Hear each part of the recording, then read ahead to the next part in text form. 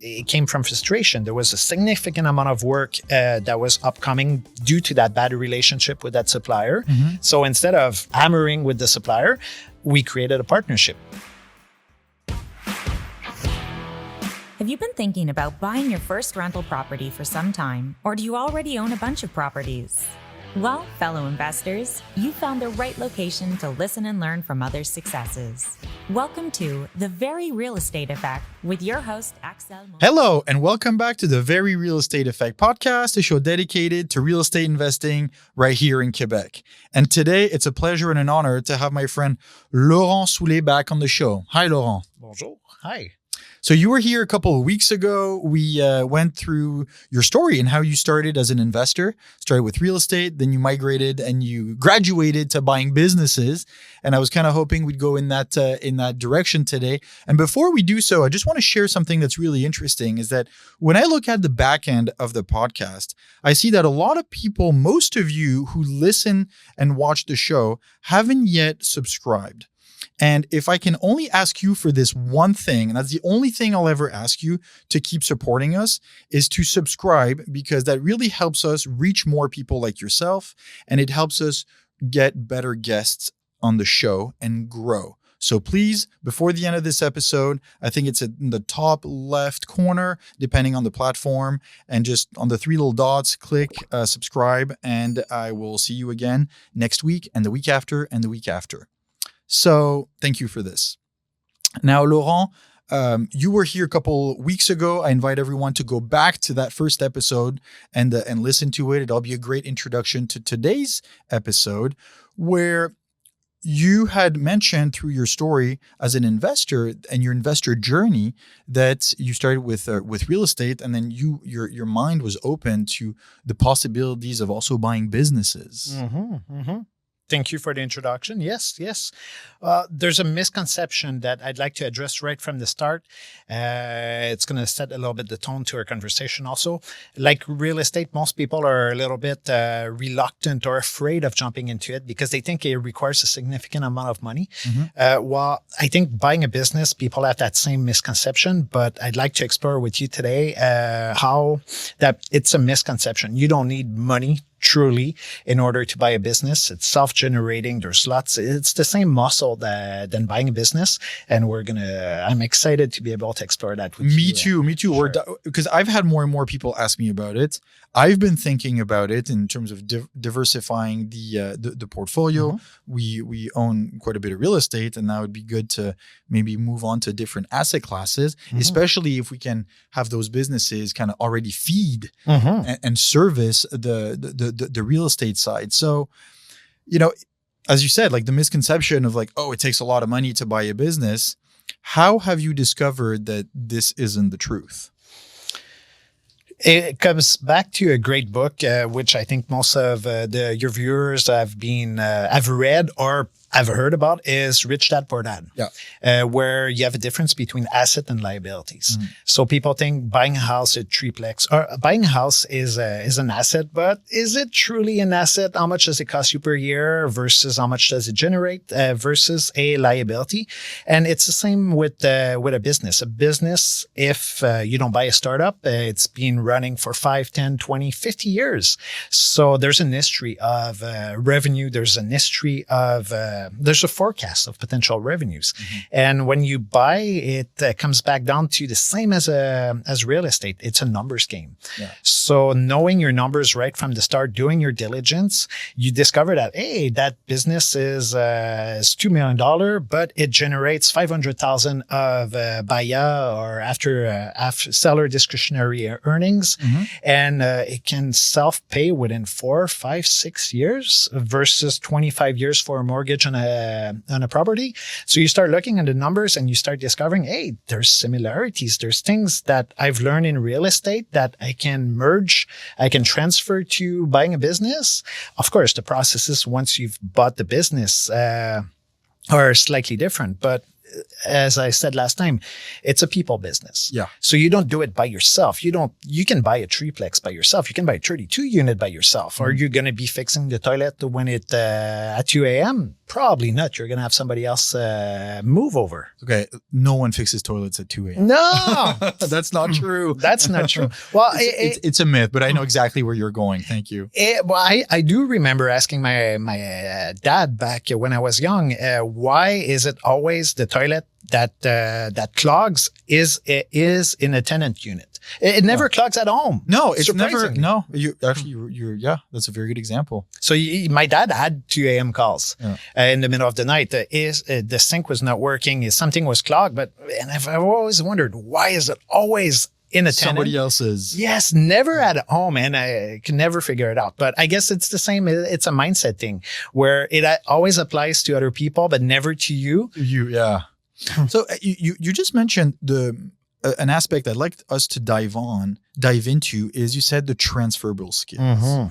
And we had conversations before and offline, like we've become friends and we've talked about this, and you reminded me of Excel. You've invested in yourself. You've taken some training for real estate. You've developed some skills.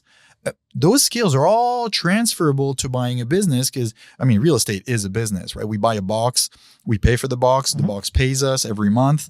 We have to maintain the box. It's a business. Even a triplex is a full-on business. Absolutely. Now, I'd like to hear from your side, having migrated into that other side of buying businesses, what skill sets did you feel that you had acquired on the real estate side that became the most valuable when you got on the businesses? It's not the perfect answer to your question, but I think right off the bat, the confidence. Okay. Being able to create an opportunity. Same with real estate. Once it's listed, it's not too late, but you're going to pay a little bit more for it because you have to recognize the work that your agent has done, that your broker has done. So creating that business, that opportunity is truly the first step. And that comes in from confidence, being able to knock on a door and say, hi, I was in the area. Is your house for sale? Yeah. And then Jeep, beep, listen. Yeah. So same with a business. You call an entrepreneur that's been running his business for the last 30 years, drilled down, tired, no succession. And you simply ask, hey, very interesting business. You might use a few angles to open the conversation, but ultimately your question is, are you looking for partners? Are you looking for succession? Or would your business be for sale? Maybe not 100%, but in equity. So that's where the real estate comes in. It was the foundation that gave me first my confidence in being able to go up to a business and say, hi, my name is Laurent, blah, blah, blah. Yeah. Would your business be for sale? But second, it also gave me a little bit of leverage, financial leverage. Yeah. So with real estate, you ultimately, you want to build a certain portfolio, not by size necessarily, because I think it's not my way of looking at it. By size, it's the more unit you put, the more work it requires. Ultimately, I'm looking at equity. So the more I can take out of it. So, real estate was the foundation. So once I've reached a certain point in terms of equity, capacity to withdraw money against an asset, that gave me a flexibility to start flying by myself, taking the time to learn a book, learning how to read. And this is going to be another podcast, absorbing knowledge. Yeah. And that financial liberty gave me afterwards a little bit of leverage in terms of being able to acquire a business, or not acquire, because people think you need money. I repeat myself, but you don't, because it's a self-generating business. But you acquired it from an ownership standpoint. It's just that you didn't have to put tremendous amount of money into it because you were clever enough to structure it in a way that was creative, where you almost bought it with no money coming from your pocket. That's where there's a slight difference between real estate, because real estate, you're transferring a good, which everybody can come up to you as a property owner, and agents come in. Oh, do you know how much your property is worth? It's worth 500,000. I can sell it for 6, blah, blah, blah. It's easy to appraise the value versus a business. How do you truly appraise the value of a business? Is it in terms of the revenue generates? It's inventory. It's forecasted revenue, customer list, the annual recurring revenue, which we can dive down into that later on.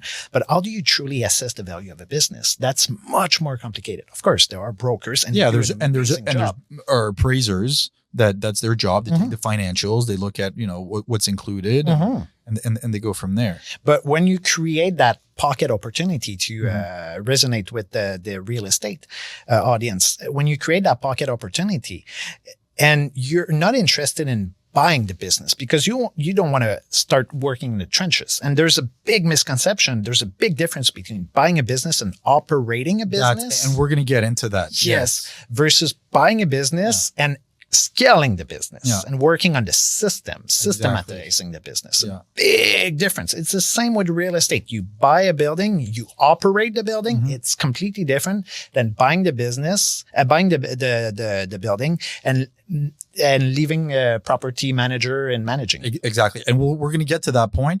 I just want to backtrack a little bit where you said one of the transferable skills is the confidence that you get from real estate. And I could really see this because I've walked into buildings, be like, who's the owner here? How can I get in touch with them? And I understand what you mean. And I think it took me a long time to realize the value in having the vision, being able to structure something and then tying it all up, because it takes time to, okay, this is the business. It's still going to require a bit of capital. Here's how we're going to structure it. Here's how you're going to stay on. And to kind of do all this and make it fit on 1 or 2 sheets of paper, very high level, just to see if it could work, almost just as a proof of concept. Then if it does, then you can kind of go to the next stage and move on to, should we make an offer? What type of due diligence? How are we going to structure the financing? And so on and so forth. I'll stop you there. Yes, you can go down all the process, the math process, but this is the back end on your side. This is just to build your own confidence in the business, because it all comes back down to, can I bring value to this business? If you can bring value to the business, it doesn't really matter. Is the diligence, is there, of course, the legal diligence, but the asset diligence, the inventory diligence, which a lot of people are going to spend a lot of time because that's where they see the direct costs.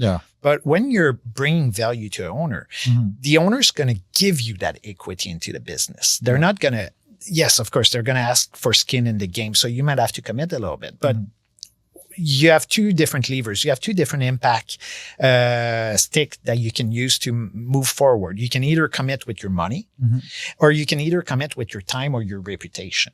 So I think going with the time reputation lever is much more valuable than putting in $150,000 or $500,000. And for sure. I guess if you can buy a 3-plex for $1 million, you can probably buy a business for $1 million also. And at the end, within the first month, you'll see, hey, I have a lot more money with the business, with the 20% of equity, 40% of equity, and versus the other one where you're going to be paying interest versus capital, primarily interest for the first 5-10 years. Yeah, and the cash flow on $1 million triplex in Montreal right now is at best couple $100 a month. Yeah, I mean, depending on your market and what kind of rental you do and all this, it's definitely not the same return versus a business that's still working with Excel documents where right off the bat you can implement a CRM, and this is exactly where I am. So and it's funny that you mentioned right away the CRM, like bring in technology. And then as you were talking about this, I was thinking of like, what kind of business would it be that right off the bat, you could bring a lot of value to? Because you would only go and buy something where you're confident that you can bring a lot of value. And the example I wanted to give, and I'm bringing it up because I want you to tell me whether that's relevant or not, is like, imagine if you're a paint dealer, like you supply paint, okay? And it's like a little mom and pop shop. It's been operating for 10 years. It's been doing okay, but kind of flat or slightly increasing. And all of a sudden you come in with connections and you convince 3 developers that all the paint needs are going to come through you. And the volume is quite interesting. Now, right off the bat, you know you're going to get more sales. And just those 3 connections with those 3 developers and builders would probably be enough to greatly increase the value of that business. Would that be a relevant example? Absolutely. And right off the bat, where is the value you're bringing? Connections. In the connection to the builders, between the bare product and the actual end user. So if you can bring value by connecting these people together, of course. And then you have a side business of HVAC maintenance. You clean climatization unit, thermopump. Well, right. Then you can, right, of course, transfer there also. So you can cross-reference your customers. And yes. So many businesses this way. And it's interesting because I've gotten really comfortable with buying properties, but with the businesses, I'm still sometimes like, yeah, but it depends a lot more on employees. And if all hell breaks loose, at least I still have an asset that I can resell. Whereas with the business, let's say if all the employees leave and, you know, the clients lose the confidence, like literally the whole thing could erode and you're left with, you know, 50K of inventory and that's it. And that thing has been scary. Yes, it is scary. And that's why I'd rather, it's with real estate, is your first deal going to be a 32 unit? No. Probably not. No. So I'd encourage people to look at it in a different perspective. Instead of thinking that you're going to be buying a business, try to see how you can bring value to an existing business. So go see your local barber. I've went to approach my local barber. I'm like, I won't name his name, but I'll call him B. Hey, B, B sounds weird, but hey, B, I come every 2 weeks. I'd love to have a reminder when I'm 1 week off, automatic text message. Hey, we have XYZ availability. Just press OK or book in order to book your time slot. You're a VIP member, so you get choice of your music. You know your chair. You know your coffee. You know your coffee is going to be there the way you like it, because these are all programmable. And then approach B and say, hey, can we work together? So instead of me buying his business, say you want a piece of the pie. So say I'll drive in business to you. I'll automatize. I'll systematize. I'll use AI to make sure that your customers, that your chairs are always full. And I'll take 20% of the pie. And for you, there's no cost. For me, I'll do the work. I'll put the technology. I'll take the video. I'll make sure that my videograph is here and makes a nice reel and will promote your business. I'll 3D scan it, put it on Google Maps. Of course, it's all the value you can bring. And then I'll take 20%, 30, 50% of the new business that because of my effort, I'm driving in. And from a business point of view, from an owner point of view, there's no risk. There's less risk involved. And right off the bat, you get access to a customer list, which is incredible just by itself. Just by that. And you make a piece of the pie without having to buy a business and say, I'm a business owner now. What do I do first day if the lady at accounting leaves and all of your payroll, how do I pay payroll on the first day? There's major blocks in buying a business that all the nice books are talking about buying a business, the CETEC, they're all pushing towards buying a business. But the moment you've bought that business, and what does it mean, buy a business? You have the valeur marchande, you have the liability, you have the votes, the rights of vote. What does it mean buying a business? So there's a lot of confusion there. So I'd rather have people try their values, try to build their confidence by just approaching any business, your local landscaper, your dog walker. I've approached my dog walker and I've asked him, so how much do you make per hour? How do you book your customers? What's your process? Exactly. You map down his process and you see, okay, on that process, where can I bring value? Okay, can bring value here. Okay, is it worth my time? And then afterwards, you tell him, I'll scale your business and I'll take 20% of the pie. And you would be crazy not to say yes, because he still makes 80% and he can truly enjoy doing what he wants. So then you see, okay, I'm good at mapping workflows, or I'm good at customer handling objections. I'm good at selling. And then you say, okay, this is what I want to do. And then you start putting the piece of the puzzles together. And then after you've built that confidence, you can truly buy a 15 people business with accounting, with payroll, with inventory, with trucks on the road, which is a much more complicated 150 unit door, or if you want to put it back in real estate, versus just subleasing. Yes. And I like what you said in terms of like starting small and minimizing the risk for yourself and the owner, and just say, look, I'll put in place some systems and then we'll split the increase in revenue that we both see. It's just that you need to define some clear measurables. Absolutely. Where were you at before? Where are you at after? How you split the difference and so on. But as you said, it's a great way to get started. Absolutely. And 5 years ago, 10 years ago, that would have been extremely hard. But these days with AI, with workflow automatization, with trigger actions, it's fun. So do you need to learn how to do that? Absolutely. Can you hire somebody to do that for you? Absolutely. You're just increasing your costs. So you can delegate 100% of the process. And instead of making 20% of the pie, since you've delegated, you might only do 2% of the pie. But 100% of the work can be 90% of the work can be done by somebody else, but you're just making 2%. You had shared an experience that you had where you came into a business, I think it was some locksmiths, where that's more or less what you did, right?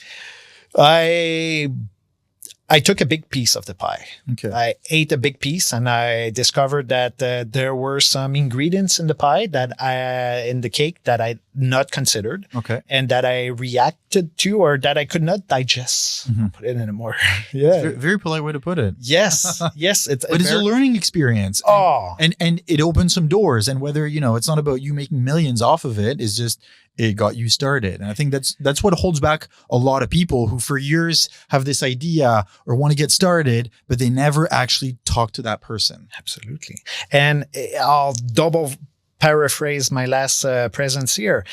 Either in life, you either win or you learn. Exactly. So this was a huge learning curve, and I created that opportunity. It came from frustration. There was a significant amount of work that was upcoming due to that bad relationship with that supplier.